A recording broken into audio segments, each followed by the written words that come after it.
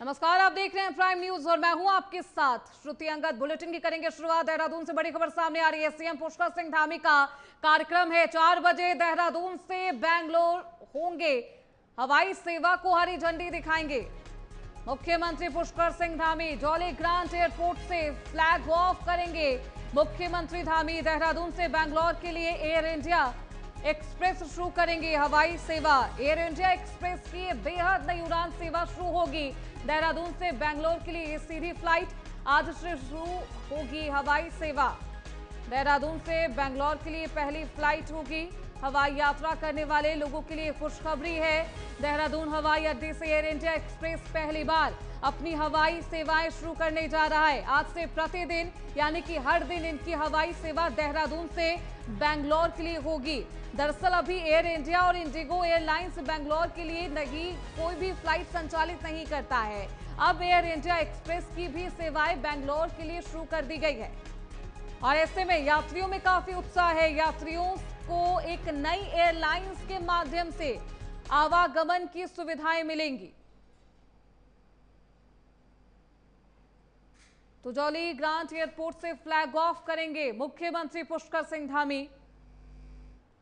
CM Pushkar Singh Dhami का आज ये कार्यक्रम होने वाला है। कई कार्यक्रमों ऐसे में उत्तराखंड वासियों को सौगात देते हुए मुख्यमंत्री धामी नजर आएंगे। जॉली ग्रांट एयरपोर्ट से फ्लैग ऑफ करेंगे सीएम धामी। नई एयरलाइंस के माध्यम से आवागमन की सुविधाएं अब यात्रियों को मिल पाएगी। सबसे पहले मुख्यमंत्री पुष्कर सिंह धामी पूजा अर्चना करते हुए दिखाई दिए, भगवान का आशीर्वाद लेते हुए दिखाई दिए और अब सीएम पुष्कर सिंह धामी कई कार्यक्रमों में शामिल होंगे।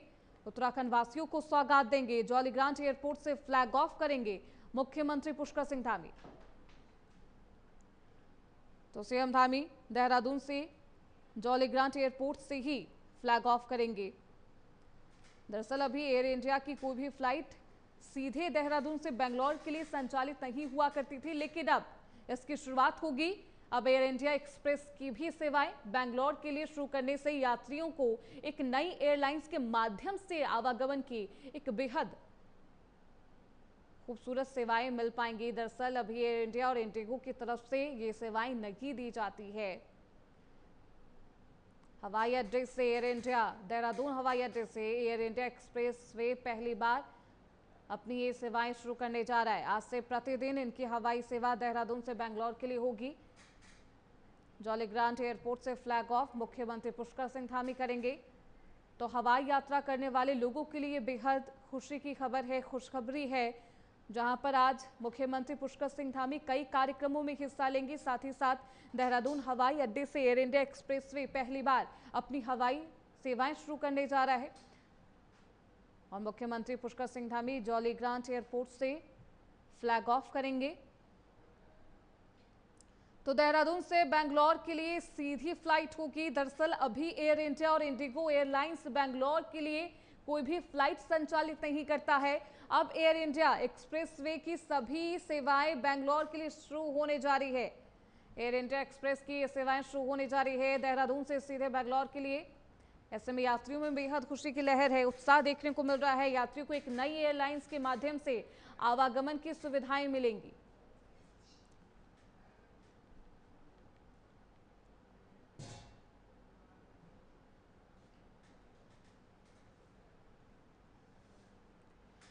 तो जॉली ग्रांट एयरपोर्ट से मुख्यमंत्री पुष्कर सिंह धामी आज देहरादून से बेंगलोर के लिए फ्लाइट को फ्लैग ऑफ करेंगे। सीएम धामी का कई कार्यक्रम है आज जिसमें वो शामिल होंगे। मुख्यमंत्री पुष्कर सिंह धामी, आपको पहले बता दें कि देहरादून से बेंगलोर के लिए सीधी फ्लाइट पहले यात्रियों के लिए नहीं थी, लेकिन अब इसकी सेवाएं शुरू की जाएगी। हवाई यात्रा करने वाले लोगों के लिए खुशखबरी है। तो इस खबर पर ज्यादा जानकारी के साथ हमारे सहयोगी मदन सिंह देहरादून से जुड़ चुके हैं। मदन, आज मुख्यमंत्री पुष्कर सिंह धामी का क्या कुछ कार्यक्रम रहने वाला है? कितने बजे फ्लैग ऑफ करेंगे धामी?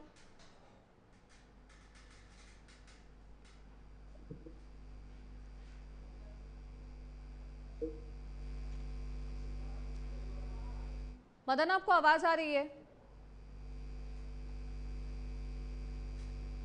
तो कुछ ही देर में ये तमाम तस्वीरें भी आपको दिखाएंगे। देहरादून हवाई अड्डे से एयर इंडिया एक्सप्रेस वे के लिए पहली बार अपनी हवाई सेवाएं शुरू होने वाली है और ऐसे में यात्रियों में खुशी की लहर है। अपने संवाददाता की तरफ भी जाएंगे, लेकिन आपको तस्वीरें भी दिखा देते हैं जहां पर हलचल भी तेज है।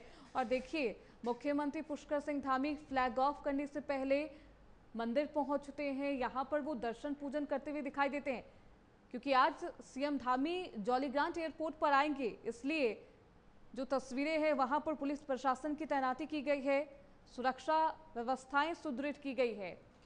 सीएम पुष्कर सिंह धामी का आज ये कार्यक्रम होने वाला है। जॉलीग्रांट एयरपोर्ट से फ्लैग ऑफ करेंगे सीएम धामी।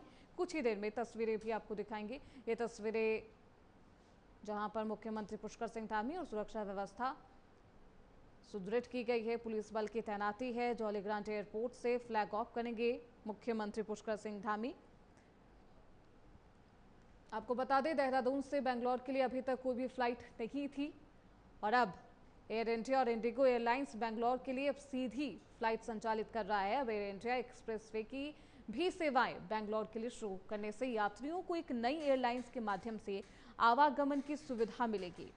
जॉलीग्रांट एयरपोर्ट से फ्लैग ऑफ करेंगे मुख्यमंत्री पुष्कर सिंह धामी। तो सीएम पुष्कर सिंह धामी का ये कार्यक्रम होने वाला है, कुछ ही देर में पहुंचेंगे और जॉलीग्रांट एयरपोर्ट से फ्लैग ऑफ करेंगे मुख्यमंत्री पुष्कर सिंह धामी। लेकिन उससे पहले वो मंदिर दर्शन करने के लिए पहुंचते हैं, भगवान का आशीर्वाद लेते हैं, दर्शन पूजन करते हुए दिखाई देते हैं सीएम धामी। तो जॉलीग्रांट एयरपोर्ट से फ्लैग ऑफ करेंगे मुख्यमंत्री पुष्कर सिंह धामी।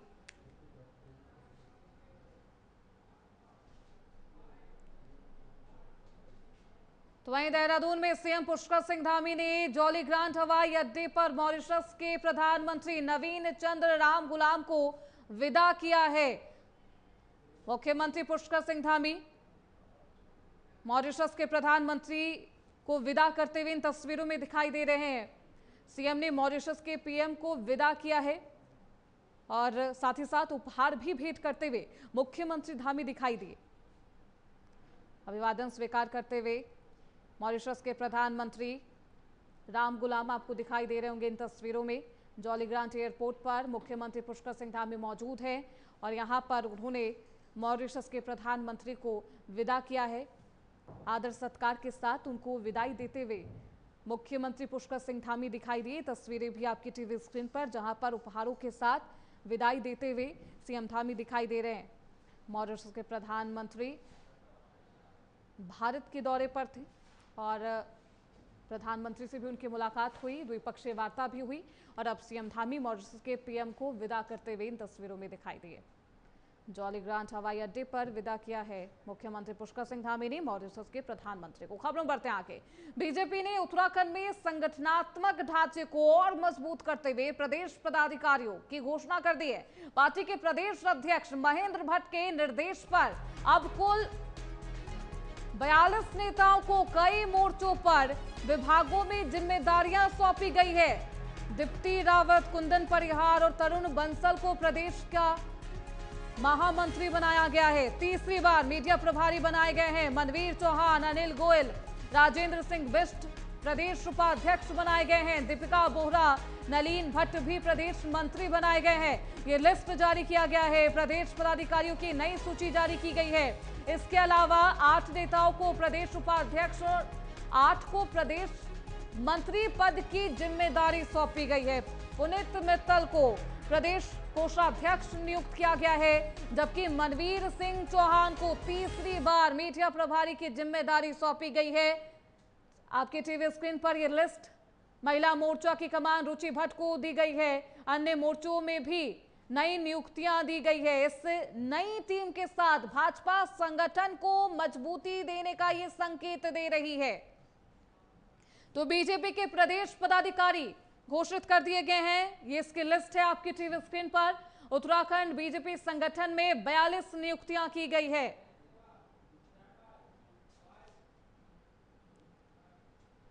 खबरों बढ़ते आगे। केदारनाथ धाम की हेली सेवा आज से फिर शुरू हो गई है। 3 महीने के बाद श्रद्धालुओं के लिए ये सेवाएं शुरू की गई है। यूसीएडीए ने इसके लिए सभी तैयारियां पूरी कर ली है। खराब मौसम में शटल सेवा की अनुमति नहीं मिलेगी। सभी कंपनियों की शटल सेवा पर सख्त निगरानी होगी। यूसीएडीए ने इसके लिए सभी तैयारी भी पूरी कर ली है और एक बार फिर से श्रद्धालुओं को वो तमाम सुविधाएं दी जाएगी। केदारनाथ धाम की हेली सेवा फिर से शुरू हो गई है। 3 महीने बाद आखिरकार श्रद्धालुओं के लिए ये सेवाएं शुरू की गई है। यूसीएडीए ने इसके लिए तमाम तैयारी भी की है ताकि किसी तरीके की कोई परेशानी ना हो, हेली सेवा में श्रद्धालुओं को कोई दिक्कत ना हो, इसका पूरा ख्याल रखा जाएगा। खराब मौसम में शटल सेवा की अनुमति नहीं मिलेगी, ये भी साफ तौर पर कह दिया गया है। इसके भी निर्देश जारी कर दिए गए हैं। सभी कंपनियों के शटल सेवा पर सख्त निगरानी भी होगी और ऐसे में आदेश और निर्देशों का पालन नहीं करने वाली कंपनियों पर सख्त कार्रवाई की जाएगी। तो 3 महीने के बाद श्रद्धालुओं के लिए ये सेवाएं शुरू की गई है। यूसीएडीए ने इसके लिए सभी तैयारियां पूरी कर ली है। सख्त निगरानी रखी जाएगी तमाम कंपनियों पर। खराब मौसम में शटल सेवा को बंद कर दिया गया था, अनुमति नहीं मिलेगी। सभी कंपनियों के शटल सेवा पर सख्त निगरानी होगी। अगर मौसम विभाग की तरफ से चेतावनी जारी की जाएगी तो शटल सेवाओं की अनुमति नहीं दी जाएगी। 3 महीनों के बाद श्रद्धालुओं के लिए सेवाएं शुरू की गई है। तस्वीरें भी आपको दिखा रहे हैं। पहले शटल सेवा 3 महीने के लिए बंद थी, खराब मौसम की वजह से इसे बंद किया गया था। यूसीएडीए ने अपनी तमाम तैयारी भी पूरी कर ली है। खराब मौसम में शटल सेवा की अनुमति नहीं होगी क्योंकि यात्रियों की जान से किसी तरीके का मजाक नहीं किया जाएगा। सभी कंपनियों की शटल सेवा पर बेहद सख्त निगरानी होगी सरकार की तरफ से, प्रशासन व्यवस्थाओं की तरफ से। 3 महीनों के बाद अब श्रद्धालु एक बार फिर से हेली सेवा का आनंद ले पाएंगे। ऐसे में श्रद्धालुओं को किसी तरीके की असुविधा ना हो, परेशानी ना हो, इसका पूरा ख्याल रखा जा रहा है। इसके लिए विभाग की तरफ से तमाम तैयारियां भी की गई है। खराब मौसम में शटल सेवा को अनुमति नहीं मिलेगी। अगर मौसम विभाग की तरफ से चेतावनी जारी की जाएगी, उसको देखते हुए शटल सेवाओं को अनुमति नहीं दी जाएगी अगर खराब मौसम होगा तो।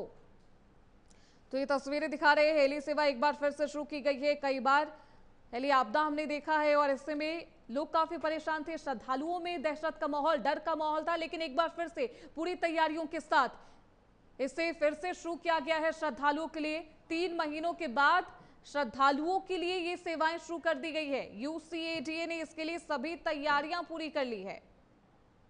केदारनाथ धाम की हेली सेवा आज से फिर से शुरू होगी।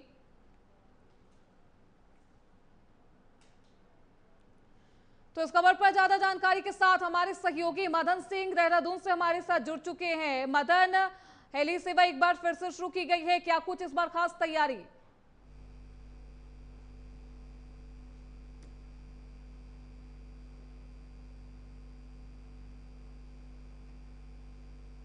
मदन, आपको आवाज आ रही है? दोबारा संपर्क करेंगे हमारे सहयोगी से, लेकिन देखिए केदारनाथ धाम में फिर से एक बार हेली सेवाओं को शुरू कर दिया गया है और आज से इसकी शुरुआत हुई है। 3 महीने बाद फिर से शुरू किया गया है। श्रद्धालुओं में जो है वो भारी उत्साह है। जो यात्री केदारनाथ धाम आते हैं, हेली सेवा का आनंद लेने के लिए आते हैं, उनमें काफी उत्साह देखने को मिल रहा है। यूसीएडीए ने इसके लिए सभी तैयारियां पूरी कर ली है। केदारनाथ धाम की हेली सेवा आज फिर से शुरू होगी। खबरों बढ़ते आगे। देहरादून में राज्य में बनेगा दिव्यांगों का डाटाबेस। प्रदेश भर के दिव्यांगों का ये डेटा होगा जिसे उपलब्ध कराया जाएगा। दिव्यांग जन सर्वेक्षण करने की ये तैयारी तेज हो गई है। 20,000 वर्कर को भी लगाया जाएगा, कर्मचारियों को लगाया जाएगा। आज से 23 सितंबर तक इसे पूरे करने की उम्मीद भी जताई जा रही है। तो राज्य में दिव्यांगों का डेटाबेस बनाया जाएगा। राज्य में दिव्यांगों का ये डेटाबेस बनना है, इसके लिए तैयारियां कर ली गई है। 20,000 से ज्यादा वर्कर्स को इसमें लगाया जाना है। आंगनबाड़ी वर्कर को लगाया जाएगा। आज से 23 सितंबर तक पूरे होने की इस डेटाबेस की उम्मीद भी जताई जा रही है। राज्य में दिव्यांगों का ये डेटाबेस बनाने की तैयारी है। तो देहरादून में राज्य में दिव्यांगों का ये डेटाबेस बनाया जाएगा।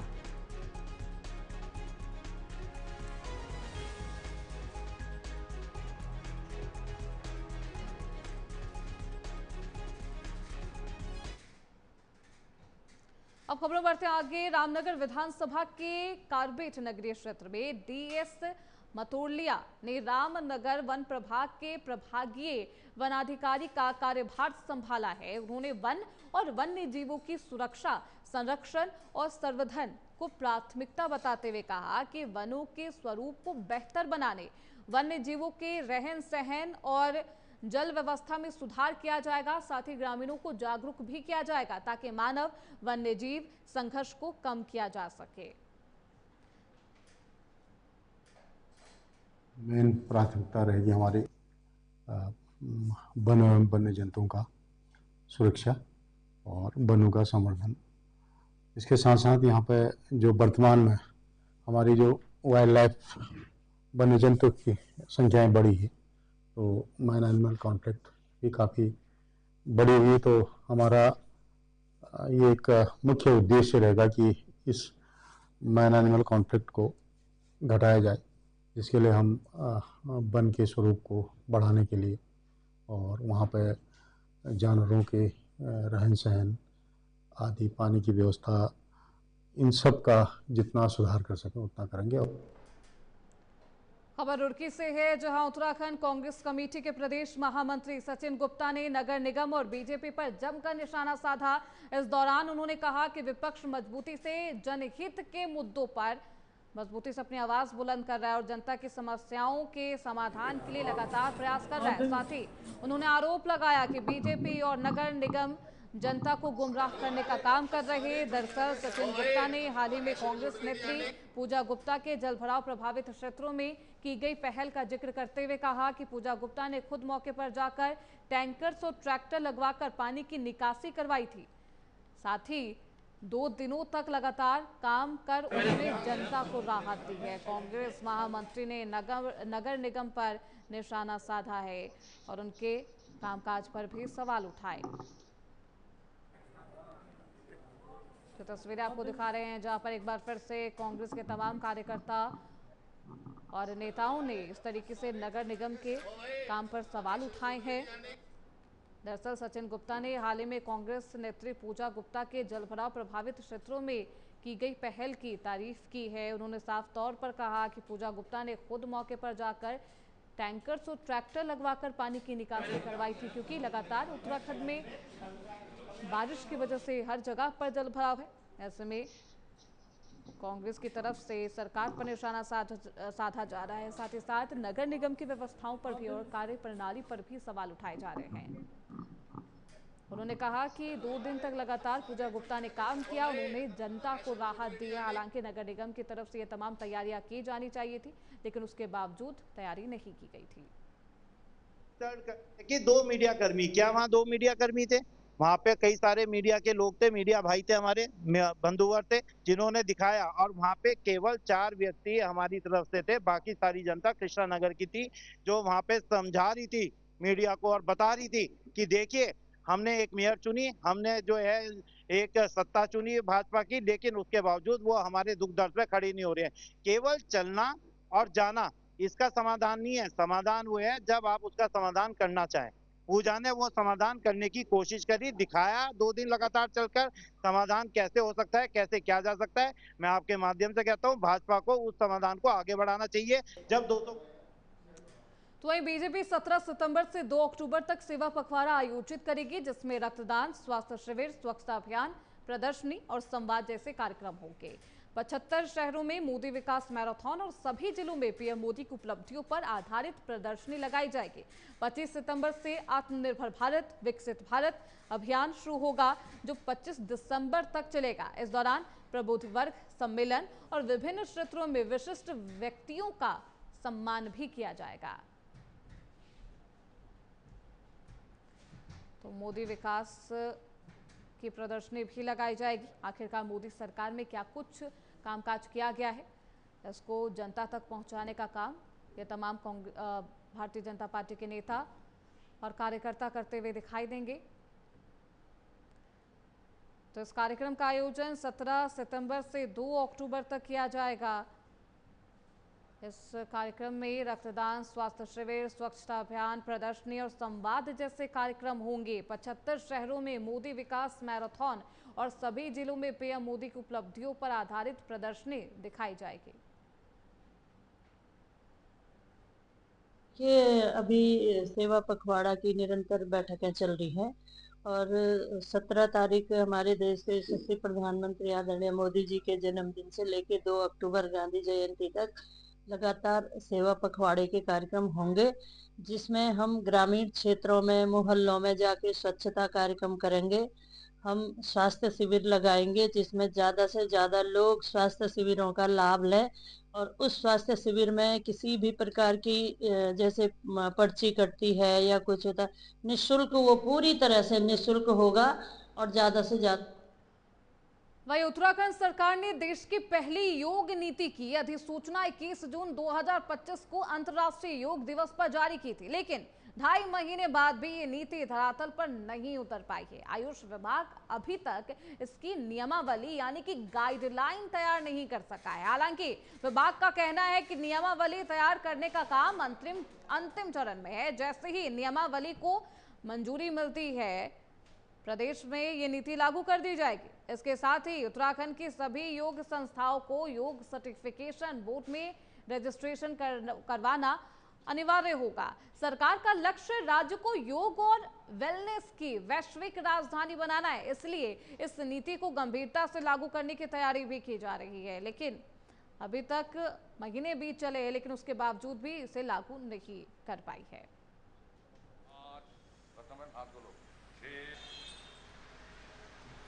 तो उत्तराखंड में देश की पहली योग नीति, योग संस्थाओं को अपना रजिस्ट्रेशन करवाना होगा।